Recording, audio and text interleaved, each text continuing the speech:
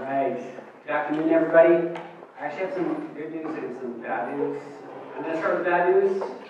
Bad news is that we only have one afternoon left of the whole LangFest. But the amazing news that we have is that the rest of your day is going to be pretty much amazing. And we're going to start the afternoon off with Lýdia Machová. Lýdia came from the other side of the world to be here with us. She came from Slovakia. She is one of the organizers of the Polyglot gathering, and so she knows what it takes to pull off an event like this. Her event had even more people come to it than this one. And I'm not going to take a lot of time because I'm going to let her do the show here. I understand she knows at least 8 languages beyond her native language, and that every couple of years she's trying to add another one in. Let's turn the time over to Lýdia. Let's give her a big welcome applause.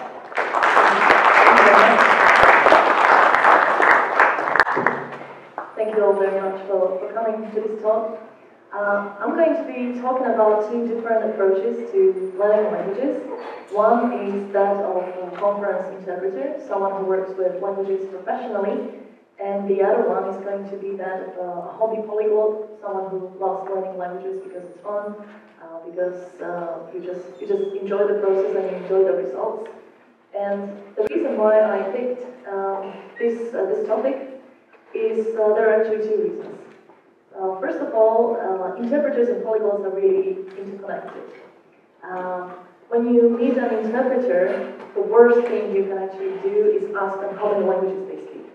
Please don't do that, because you can easily embarrass them. The thing is, interpreters don't need to speak a lot of languages, and it's not something that should be, that they are supposed to do, and they're expected to do. A normal, usual conference interpreter usually has their mother tongue to work with, and then 1 or 2 other foreign languages, which are his or her working languages, and that's perfectly enough. So if you imagine a conversation that, 2 people meet, and it's like, hey, what do you do? I'm an interpreter. Oh, cool, how many languages do you speak? 2? Oh, okay. It's a bit embarrassing, So please don't do it. It happened to me in Montreal already in the first week. I met someone at a language event, and people somehow think that interpreters speak a lot of languages. That's a myth. They really don't have to, and I'll explain to you later why is that and why they don't need it. And the other interconnection of these 2 roles or approaches to learning languages is that a lot of people who come to these conferences, to language events, are really fascinated with people who work with languages professionally. So many polyglots, many language learners would love to work as translators, as interpreters, and do something with the languages professionally. Now, it is, of course, a very, very cool thing, and it's a nice job, and being an interpreter is a wonderful job. But if you're just in it in order to learn languages and kind of find a way how to be paid for that, that's probably not the best option. So that's what I would like to explain in this presentation, how the language learning is different when you're an interpreter, and what changes when you are learning languages just for yourself. Before we start, just a brief introduction, why I actually am here to speak about this topic.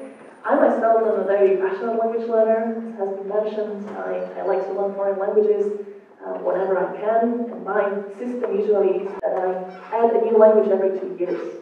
I figure that this is the best way.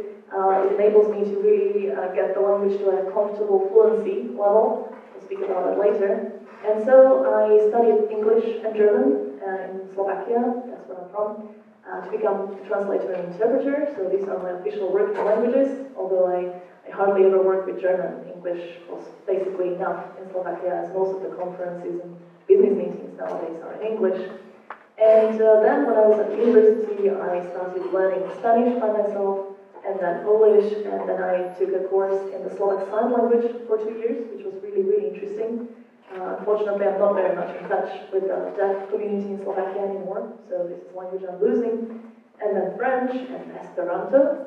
This is a language which did not take me 2 years, because you normally need just a few weeks if you speak a few languages that I speak, so the European languages.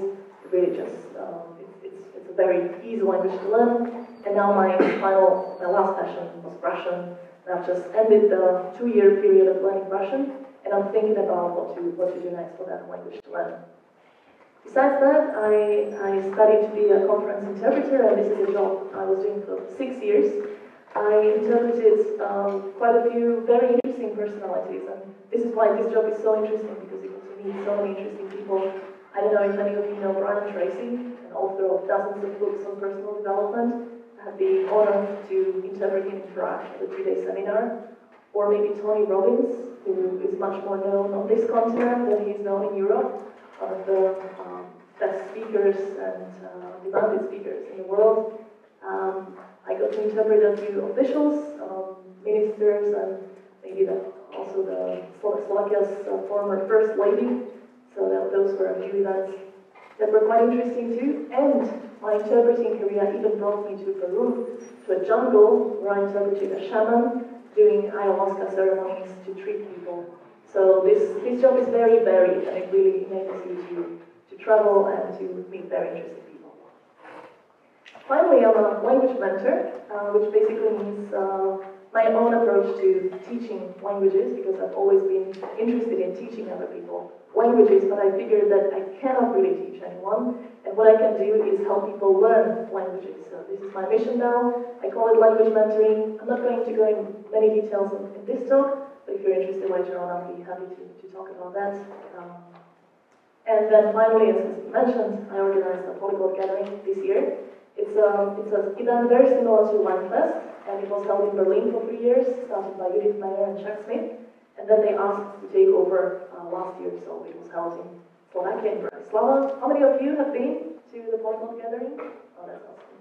And this is so beautiful about this event that we keep meeting again, and the community is being built, which is wonderful. By the way, I don't know if you see this picture here. It's a dog with a name tag and a few languages on it. We had a polyglot dog at our event, which was pretty cool, and he reacted to orders in 3 different languages. Unfortunately, we couldn't let him enter the university premises, but he was there at the little master. Okay, so basically, just to let you know what dilemma a person like me had, and I had it for several years when I was studying to be an interpreter, and I was also so fascinated to learn other languages. It's basically that you really want to concentrate on your working languages, and you know you should be putting a lot of work and time and effort into improving them because you're never good enough. But on the other hand, you also want to learn new languages. You know, this picture is from a language cafe that is held regularly in Slovakia once a month. There's always all these flags, you know, and I was always fascinated when I looked at those flags, and I said I want to be able to communicate in more languages, I want to travel, I want to use the languages. And people were telling me when I was studying to be an interpreter, Lýdia, I mean, think about it, because you might want to concentrate on your English and German. Those are the languages you're going to need most of all, so spend the time improving them. And I mean, it makes sense, because I believe that given that our time on this earth is very limited, we only have a certain amount of time that we can spend with the things we like. I mean, you need to sleep, you need to eat, and, you know, do all these other things that keep you from the things you really want to do. And so if you put 1 hour a day learning a new language, that's the time you took off improving your working language, which you should have been improving. Right? And this was always a dilemma that I had, and I was kind of attracted and dragged towards learning new ones, but I also felt I should be improving my working language as well. So my solution was that every summer, when I had all my exams, I would concentrate on either English or German, improve them for the whole summer, and then also spend some time learning either Polish or Spanish, which were the languages I was learning at that time.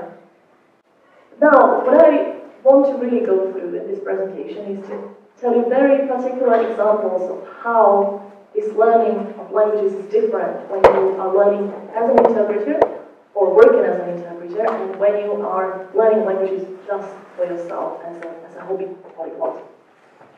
So, the first difference is obvious. It's in the number of languages. As I have already said, an interpreter doesn't really need to speak many languages. They are perfectly okay with 1 or 2. So, you know, if someone is an interpreter, this could be their business card, and it's perfectly okay. Now, how many languages does a polyglot need to speak? This is a question I got asked so often. Did you guys got that question? Probably not, because LangFest doesn't have the word polyglot, but polyglot conference and polyglot gathering are scary for many people. You know, they seem exclusive. It's like, do I qualify? Do I speak enough languages? Well, I chose Richard's name as an example. This should not be taken as the bar. And in case you're wondering, there's 33 flags, but he still won't answer the question how many languages he speaks. And at the bottom it says, you probably don't see it, and some more testing. So there's different opinions on what a polyglot actually is. And I'm not going to give a definition of polyglot, but I would just like to say that I'm not using this word in this exclusive meaning. So I think that we are all language learners, we are passionate about languages, and that's what really makes a polyglot. And basically, Richard Simcoe mentioned it in one of his talks at the Polyglot Gathering. He said there is a difference between a multilingual person and a polyglot. Because a multilingual person was maybe raised in several languages because they were moving and parents are from different environments, etc. But they may not be necessarily interested in languages and they don't have this passion. Now, a polyglot is really interested in that. Like, you know, they love it, they want to spend time with the language, and even if they are just learning their first language, they still have the potential and interest to learn more.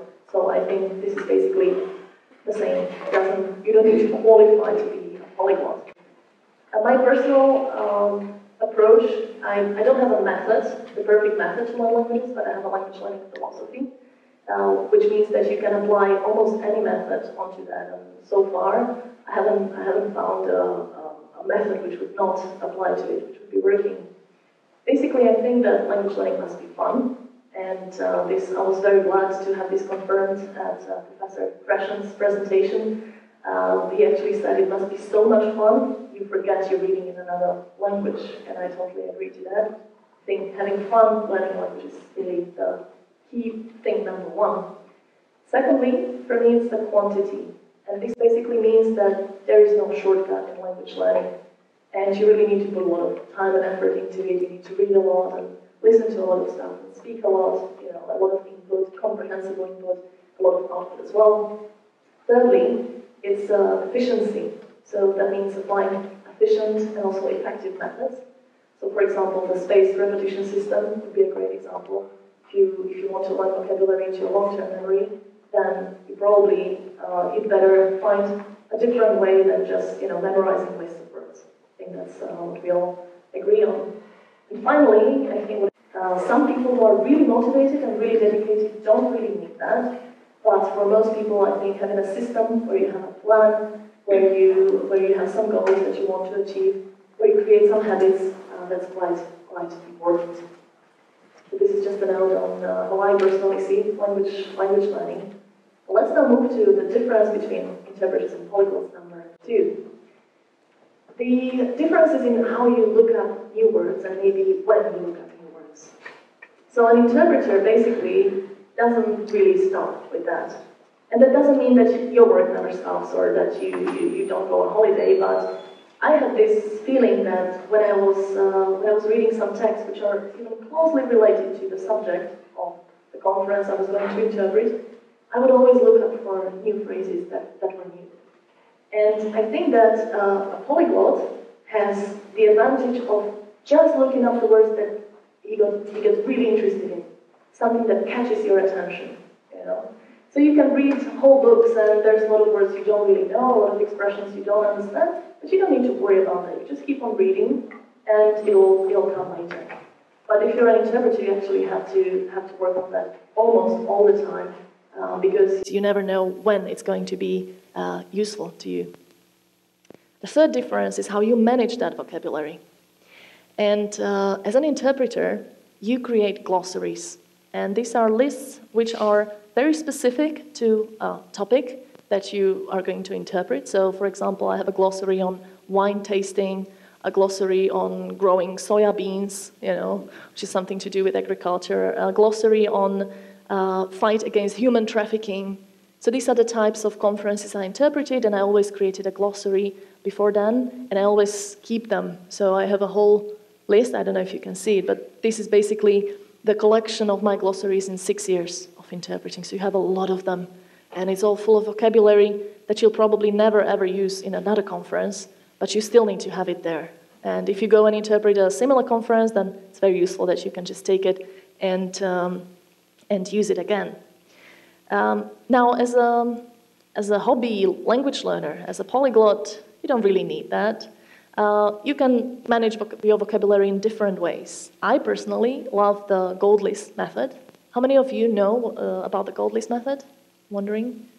Okay, it's a really interesting method which I totally recommend you to look up. It's by David James, also known as Uncle Davy on the internet. And it's basically a method where you write lists of vocabulary in a notebook, like you see in the picture.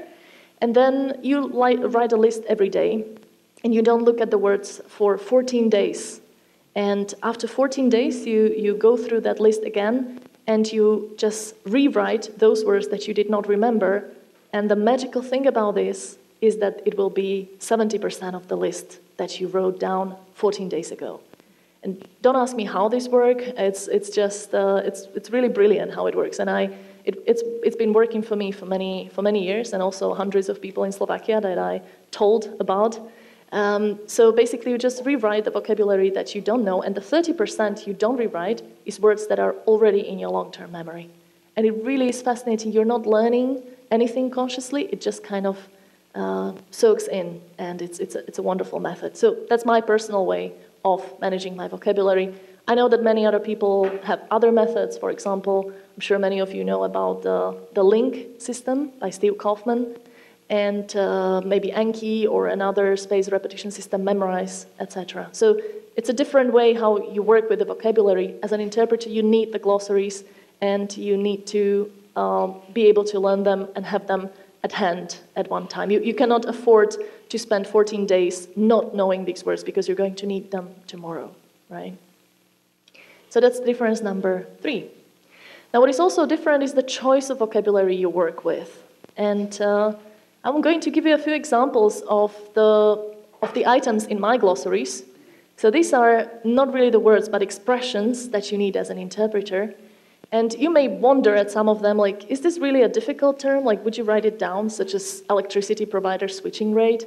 I mean, you might think, well, electricity, easy, provider, easy, switch, easy, rate, easy. What do you not know about that? I thought your English was advanced, right? Well, the thing is, these expressions are really tricky, especially these type of expressions in English, most of all. They're kind of zipped words, like a very long noun phrase, which is kind of decoded from the back.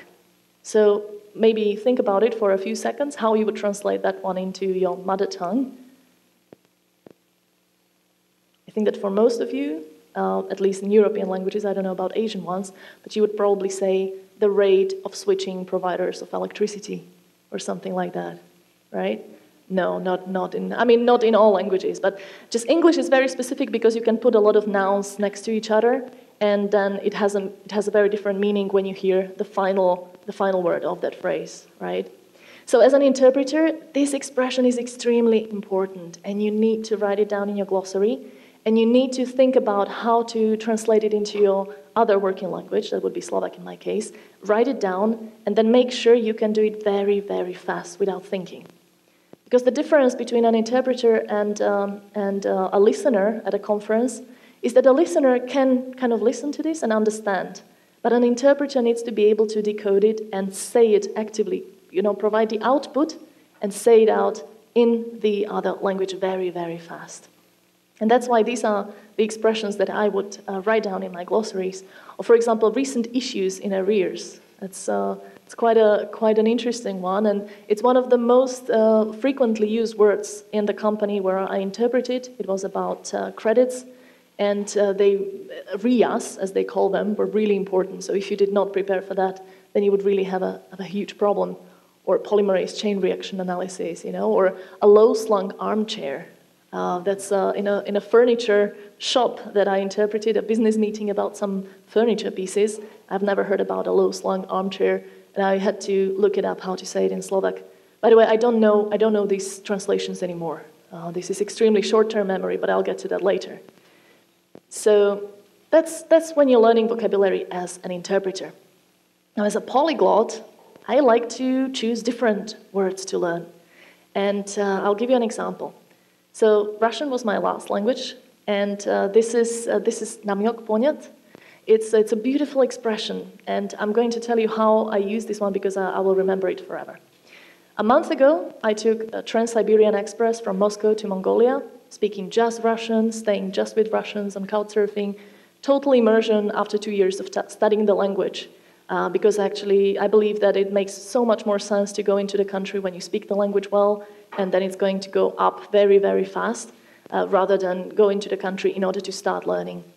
And so I was in Irkutsk, near the Baikal Lake. I was staying at a very nice couple, couchsurfing couple, 2 hosts, and I always travel with something from back home. And on this trip, I was traveling with a little bottle of hruškovica. Anybody knows what hruškovica is? Yes? Very good. The pear, yes, pear spirit or pear brandy. Homemade, you know, a very good one, good quality. And so when I was staying at this couchsurfing couple's place, I would, of course, pour some, you know, because they hosted me, you know, they offered some food. I want to offer something back. And so we all had a shot, and we were talking on. And at some point, I asked my host, what is his favorite food? And he said a clever answer. He said, you know, let's forget about the food. My favorite fruit is pear, right? And at that moment, I looked at his empty glass that he was holding in his hand. So I was like, namyok ponyat, you know, it's like I got the hint, which is basically the translation of this one in Russian, and I poured another drink, right? Now, I'm going to remember this forever because it's so beautiful. I felt so proud of myself for knowing this expression, honestly. And they were also very impressed, like, oh, wow, you know, namyok ponyat, wow, that's fancy. And so when I learn a language, I like to go for these little phrases that I will be able to use one day, and it will be the perfect situation to use that, you know? And I also remember how I learned it. I learned it in a podcast by Tatiana Klimova, russianpodcast.eu, an amazing resource for beginner Russian learners. And I just remember, you know, how I learned it. I have no clue in which text I found polymerase chain reaction analysis, and I also don't remember the translation of that one, you know.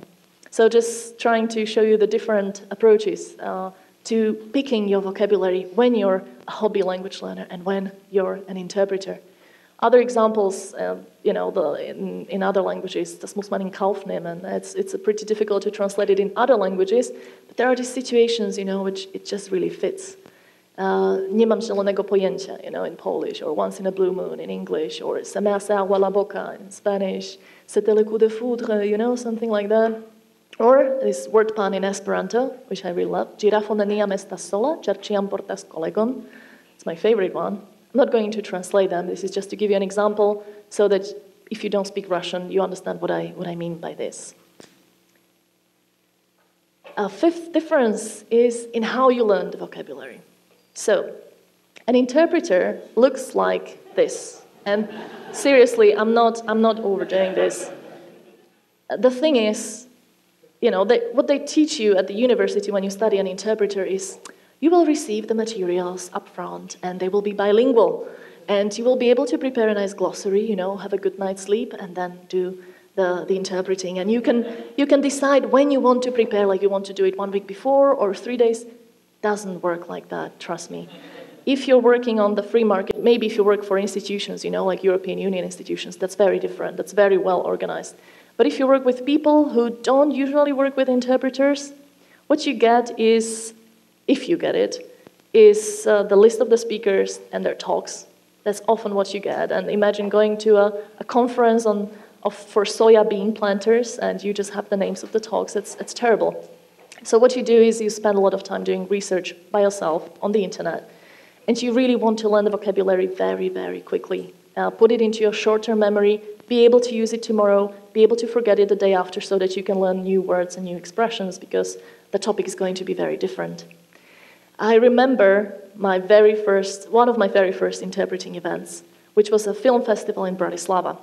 And they let me interpret the final ceremony, the award-giving ceremony, and they did not give me the list of the movies and the directors that were going to be called on stage.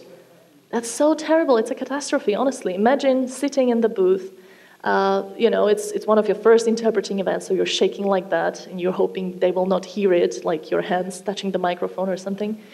And you don't know that, you don't have that list. Well, fortunately, I was running around the venue, and I was trying to get it from the organizers, and they gave it to me 5 minutes before it started. So it was an extremely, extremely stressful situation where I had to kind of compare. I had this thick booklet with the translations of films from English into Slovak. And you know, it's tricky. You cannot make it up. You cannot improvise on that one because someone has already translated it and everybody has seen the film with that thing in the booklet. So you cannot improvise on this one. And you're going to embarrass people because you cannot pronounce their names correctly. Everybody's so sensitive about their name, you know. So this is a nightmare for interpreters. And fortunately, I got that one. I somehow survived and no one got offended. But this is, I mean, just to illustrate how it looks like when you really need to learn a lot of vocabulary, and you often need to do it right before the conference. It needs to be super fast. You don't have much time to think about it, don't have so much time to do research, etc. On the other hand, being a polyglot, you know, this is how I learn vocabulary. And I love it. I go in my garden, I make it comfortable, I write my words in my gold list book, I read a book or something, I underline, and it's so good, you know. It's such a pleasure and such a difference from learning when you're under stress and you know that you have very little time. I have all the time in the world to learn these words, and especially with the gold list method, I know that I'm not really learning them. I'm just being exposed to them every 2 weeks, and then I know they will get stuck in my memory. Difference number 6, how you remember new vocabulary. Well, I have already touched upon that one. So if you work with the glossaries, it has to be short term. And you're not as an interpreter, you're not trying to keep these long term. I mean, there's no need for it. I've never ever used a low-slung armchair after interpreting this business meeting in a furniture shop. I don't need that word. It's not something I need. Now, as a polyglot, I think most of us are trying to learn long-term so that we keep the languages, so that we can use them later on, and we don't need to relearn stuff again and again. Even though, as we know, learning and forgetting in some ways is good for us. It keeps it better in our long-term memory. But I mean, we use different techniques. You don't need to just memorize stuff. Another difference is basically the purpose of learning the language. So as an interpreter, you learn for the client. It's a service you have to do. It's a service you are paid for.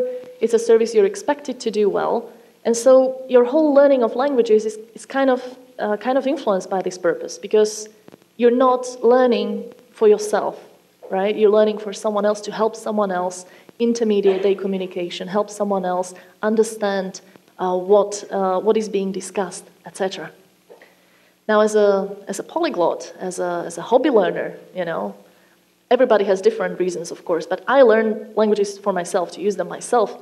And this is a picture of me, and you don't probably see me, this is me, in a marshrutka in Kyrgyzstan, the middle of nowhere, or Kazakhstan actually, this was Kazakhstan, and just singing Russian songs with a group of Russian tourists and Russian-speaking Kazakhs, you know? And it was such an amazing thing, and these moments are the reason why I learned the languages. I want to have this experience, I want to go as local as it gets, I want to share something with people, I want to, you know, just communicate with them about their daily lives, and it's very, very different from learning the languages in order to do your job and to provide a service to someone that expects you to do it and pays you to do it. No one paid me to sing Katyusha in this one, you know. Another difference is your motivation to keep learning. So this is closely related. Basically, when you're an interpreter, you might have some ambitions. You want to be a good interpreter. You want to interpret in European institutions, which is the biggest employer of interpreters in the world. You want to make a difference, you know, and you want to be an interpreter that people will call when they need to interpret someone, you know, that comes on an official visit or something like that. So that's probably the motivation to keep improving and getting better for interpreters.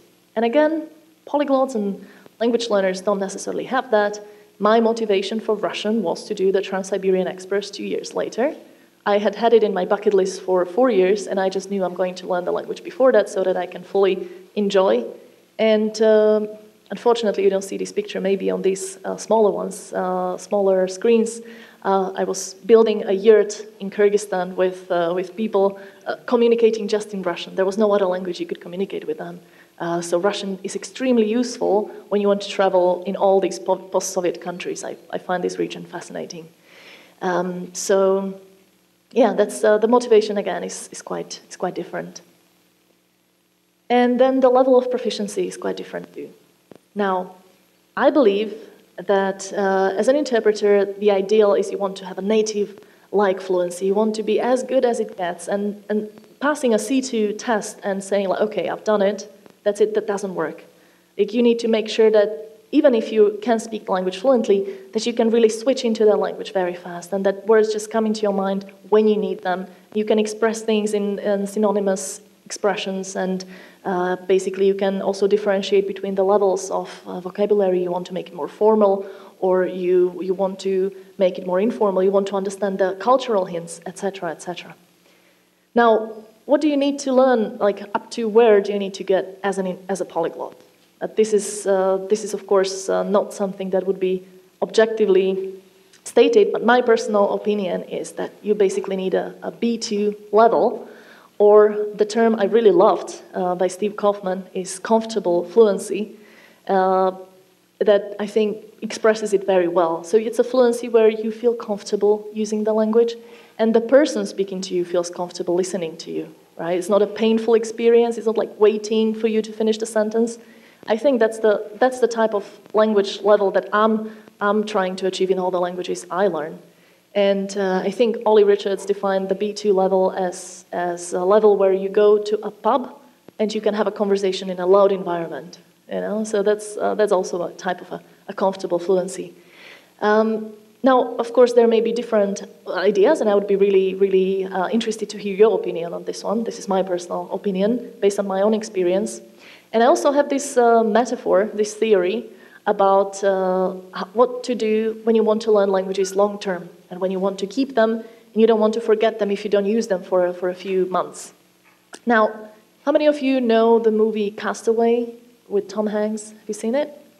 It's quite a popular one, right? It's a Robinson Crusoe story of the 21st century. So Tom Hanks is left stranded on an island and he wants to get off it, but he can't because there's waves. And he's trying to get over those waves. But whenever he gets to the really big ones further from the island, it just rolls him over and he gets back on the island. He can't get from there for several years. Now, I think this is such a nice metaphor to language learning, because I see language learning as being on an island like that and overcoming these waves that are all around it. And the aim of a language learner is to get from the isolated island, where you don't understand anyone else, just the people living on your island, get on the ocean out there, and to be able to use the language, the new language, you know, in any possible way you can, have access to all the resources, etc. So what you do is you build a little raft, a little boat, and you start rowing. And then you're rowing, and it's quite easy here because it's the little waves, you know, it's quite pleasant, it's like having fun, being on holiday. That's where we are really motivated to start learning a language, and we get all these books and we're excited and we want to learn 5 hours a day. But then you get to the, you know, slightly bigger waves and bigger waves until you get to the really big ones.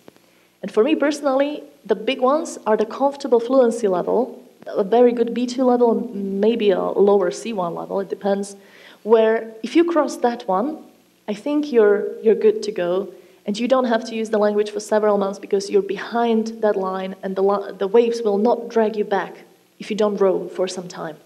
But if you only learn a little bit, if you spend like half a year with the language, and you just learn some phrases and a bit of grammar, maybe just a few words, and at some moment you may feel like, oh, I'm actually very good at this, like I'm a very fluent beginner.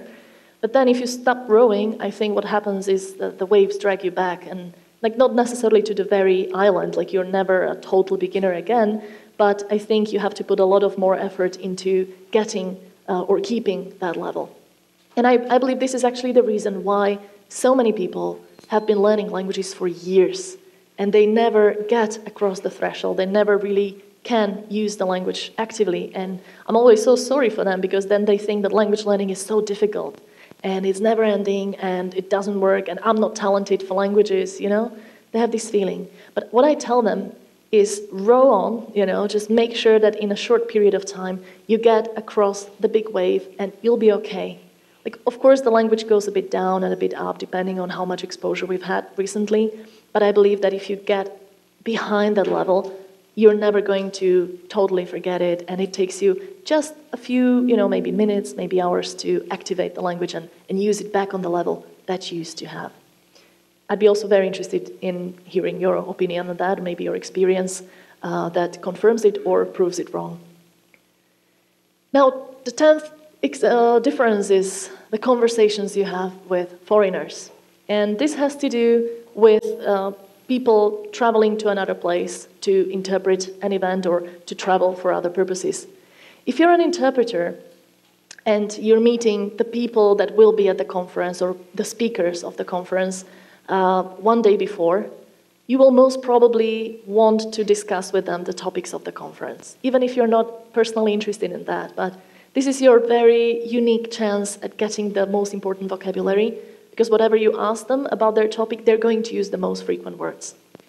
And the interpreter has a very bad role in all these events, because the interpreter is the person who knows the least about the subject. They're all experts, even if they don't speak the language of the other person, but they know the terms always. So if you don't know the terms, they think like, oh, what does he know? You know, what does this person interpret? And it's very difficult to explain to people that it's not just about the terms, it's really about the process of interpreting, and there's a lot of other things in play. But anyway, you want to catch up. And so it happened to me a lot, often. That I met interesting people, I wanted to discuss something completely irrelevant to them, but I didn't. I decided to, you know, have my little notepad and just write down the stuff that they mentioned. Now, as a polyglot, as a language learner, you don't have to do it. So you can enjoy conversations with random people in the street, just have fun. You're not trying to get any vocabulary from them, so it's much more relaxed, of course. Now, the final difference is that you need to be a bit more careful about yourself and to take better care of yourself. This has nothing to do with the languages, but with the job itself. So, for example, this is the picture. Anybody knows where from? Many of you have probably been there. This is from this week's Mundolingo event. And it was pretty loud at some point, and it was quite difficult to speak, right? To really say something, and you had to shout, and all the other people around you were shouting too. So that was quite difficult. But still, I mean, if you are just there to, you know, practice your languages, have fun, meet people, then you say, okay, whatever, I'll just shout louder. But if you're an interpreter, you don't do that. You don't. You're really careful as an interpreter. First of all, not to go to such events and you know, have fun. And second of all, not to really like drink alcohol or something. By the way, this is in Russian, "Нет," in case you were wondering what "het" is. So I would not drink one night before interpreting, and I know from my colleagues that interpreting with a hangover is the worst thing possible. Like trying to simultaneously interpret, concentrate on two things at the same time, and feeling very bad is just not a good idea. So as an interpreter, you have to be a little bit more careful. And maybe you go to a fancy place where you can go out the night before. You're not working yet, but still somehow, you know, this job thing, which is somehow above you, makes you be a bit more careful, which may not be a bad thing. You know, it may be actually quite a healthy lifestyle in a way, but maybe not socially or in a fun way, not such a rich one. So basically, just to sum it up, all these things kind of have something in common, and that is that when you're learning languages as an interpreter, it's very different, because it's your work, it's your living, it's something you do professionally. You have to deliver a service. You're expected to be good at it, to be prepared, etc., etc. And as a language learner, as a polyglot, as someone who does it in their free time, you don't. You just have fun. You want to learn, you do. You don't want, you don't. You know, nothing big happens or changes in the world. So I don't want this to sound like, you know, it's just bad learning languages as an interpreter. I mean, some of you might have seen my talk in the Polyglot Gathering in Berlin 2 years ago, where I talked about the pleasures and pains of working as a conference interpreter. And I believe I mentioned a lot of really positive sides of this job because I think it's a wonderful profession. It's fascinating in so many ways. But I just wanted to provide a slightly different view now regarding the language learning part. Okay, so I didn't talk about that very much in Berlin. And the learning of languages is just slightly different from learning languages when you are a hobby language learner. That's basically the message I was trying to deliver. So that would be all from me. If you'd like to get in touch or stay in touch, then just follow languagementoring.com or feel free to write me an email. And if you have any questions, I'll be happy to answer them. Would you like something? Thank you.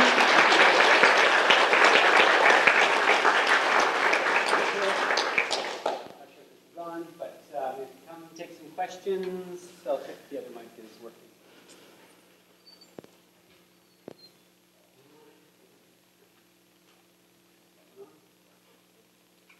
We'll get this going.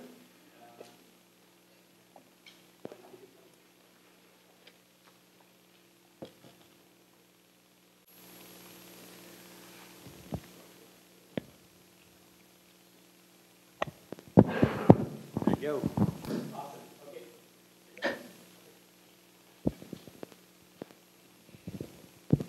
Hello. Okay, I saw a hand up here. Lýdia, very good presentation. Thank you very much. Thank you. I have been in situations where I've seen an interpreter totally butcher the interpreting or the translation.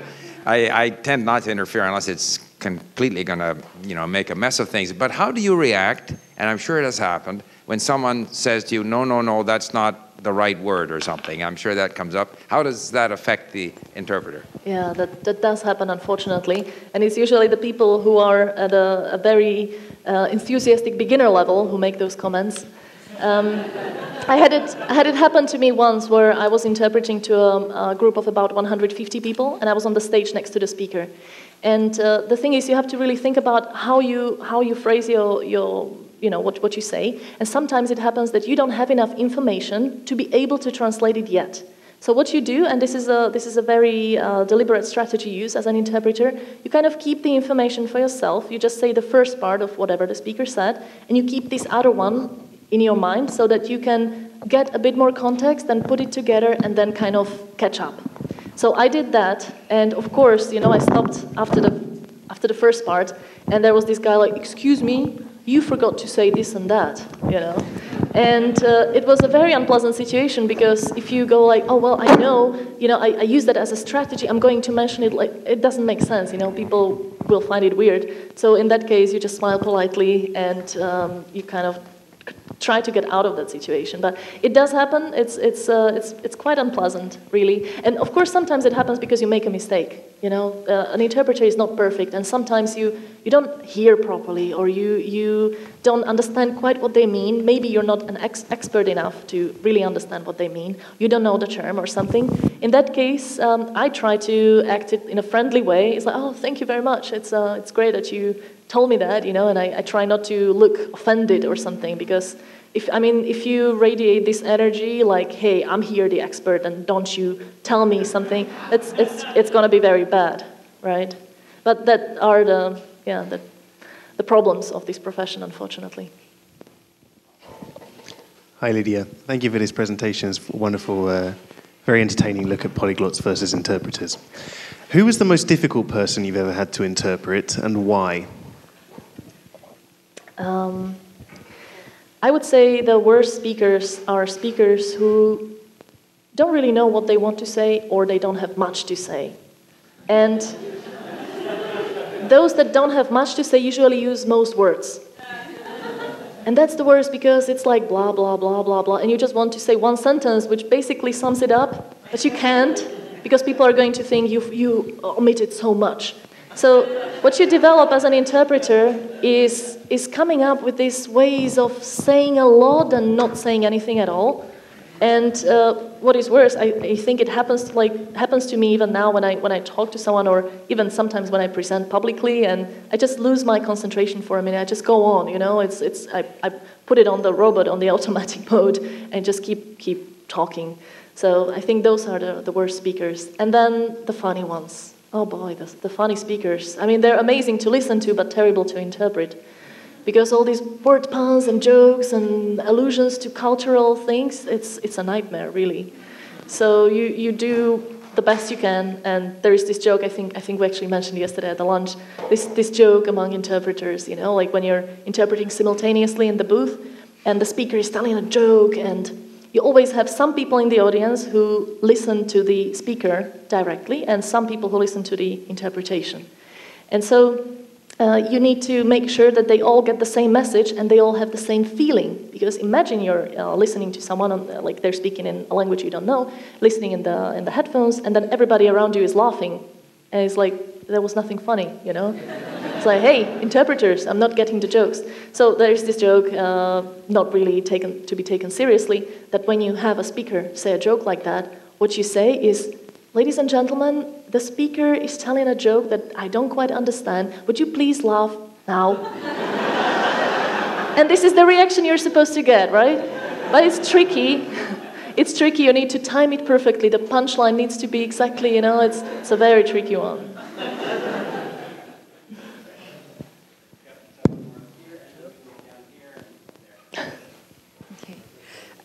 Thank you very much, Lýdia. Really great presentation. I've got a background in translation, and I so agree on the going deep versus dabbling. It makes a lot of sense. Thank you. I have one question that I've had pretty much from your first slide.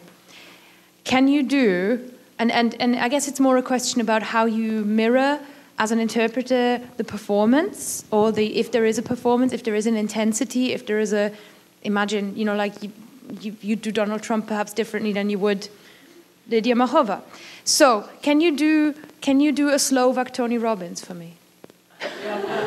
I can't because I'm not having the input right now. I will not make it up. Yeah! But it's actually good you picked that one, because Tony Robbins was speaking to a crowd of 8,000 people when I was. It's like massive. I mean, I've never seen 8,000 people just like that in one room, listening to someone, you know, not breathing.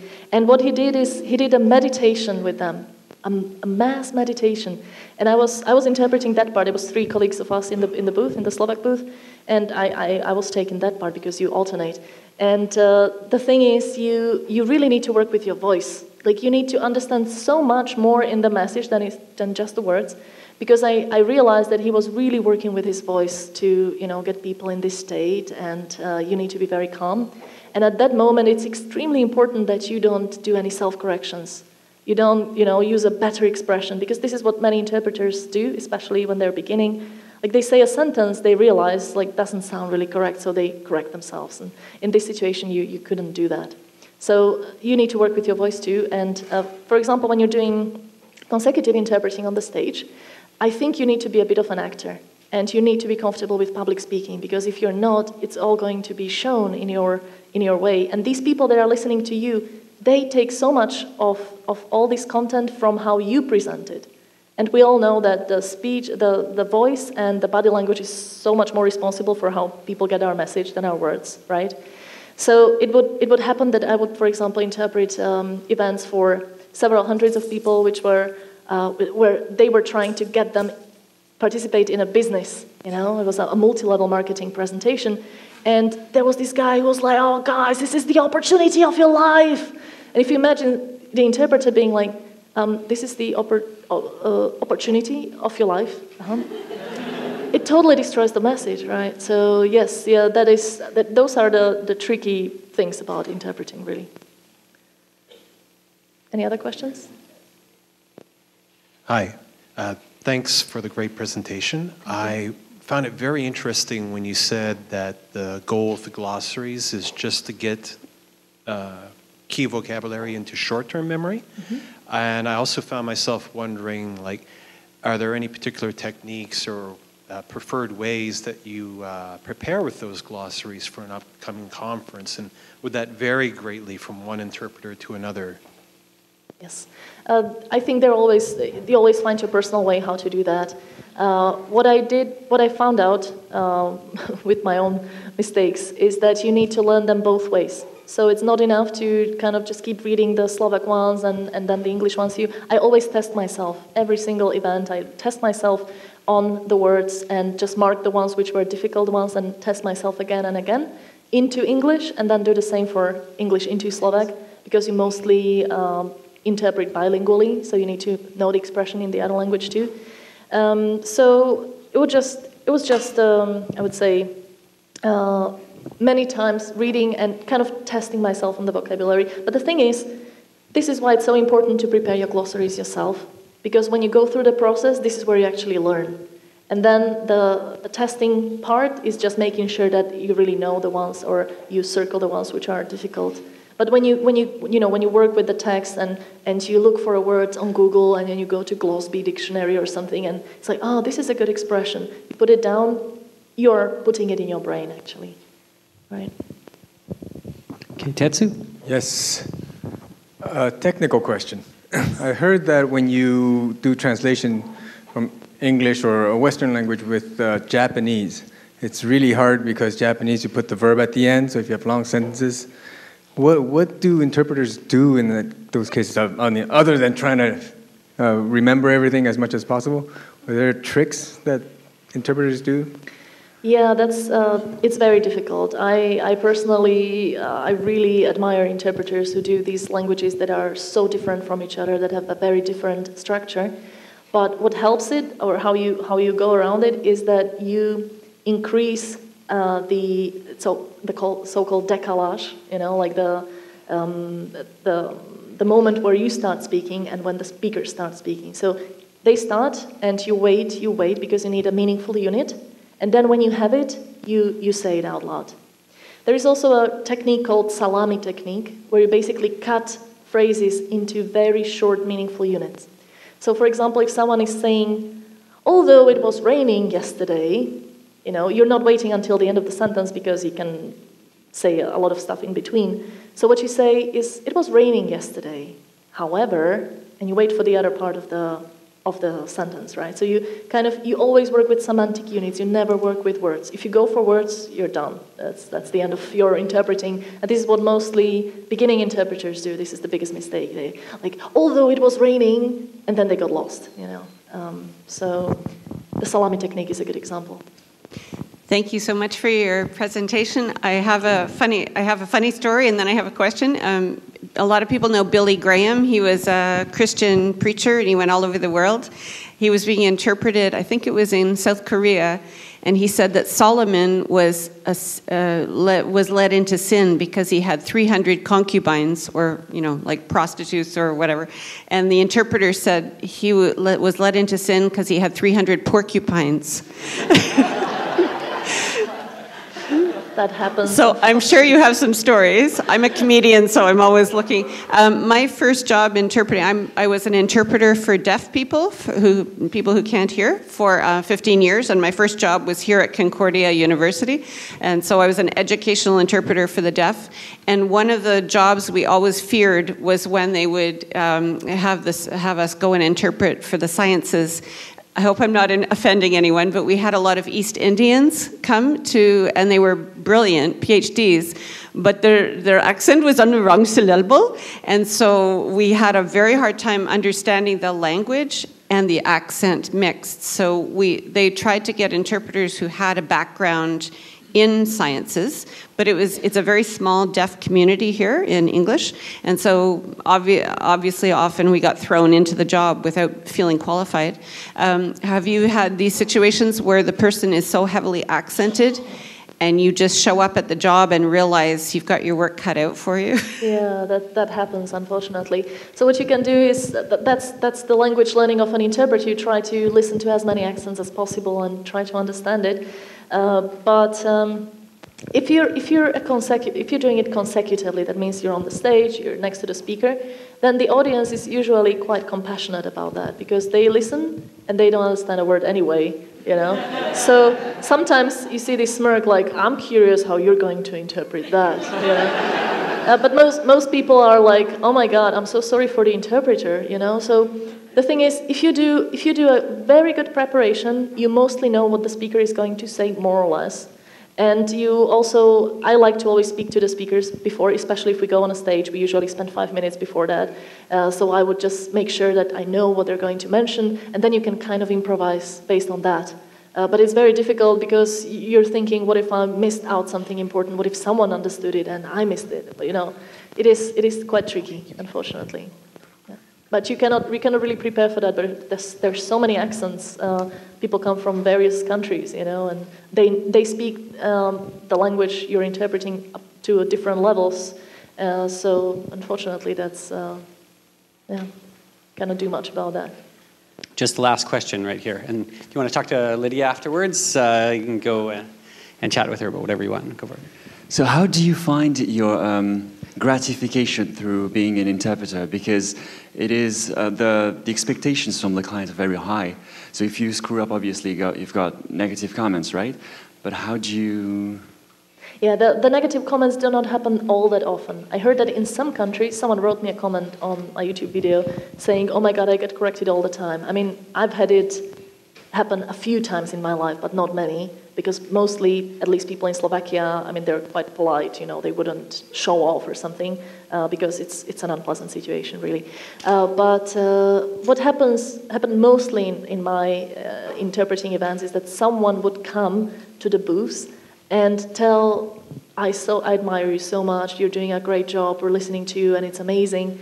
And the best praise you can get as an interpreter is, oh my God, I didn't even realize it was being interpreted. It's kind of like dubbing when you watch someone and it's dubbed, and it's very fluent, and there is no you don't feel that the interpreter is having some difficulties. It's just fluent. So that's the best praise you can get, and many people really do come and tell this to the interpreters. So maybe a message to all of you: if you ever go to an event which is interpreted and the interpreters do a good job, then please go and tell them. They will be very happy. And it really don't just suppose, oh, they're professionals, they know they're good. It's always nice to go and tell them, and fortunately it does happen a lot. Awesome. Phenomenal presentation, and you are a wonderful presenter, and you should know that. Everybody make sure to tell that. Thank you very much. Thank you.